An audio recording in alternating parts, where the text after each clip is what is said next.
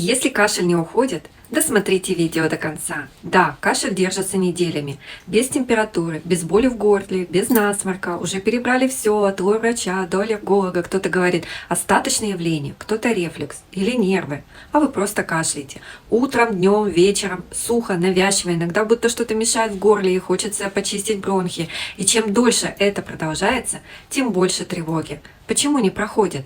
Длительный кашель без простуды может быть признаком скрытой паразитарной нагрузки, особенно если он усиливается в покое, по утрам или ночью.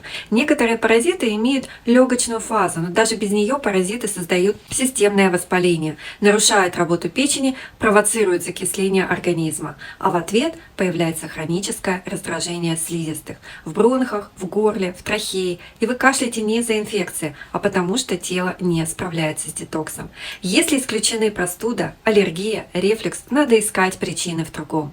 Противопаразитарная программа помогает устранить скрытую причину непроходящего кашля и снять воспаление изнутри. Если у вас именно такой кашель, приходите на консультацию. Проверим, кто мешает вашему телу восстановиться.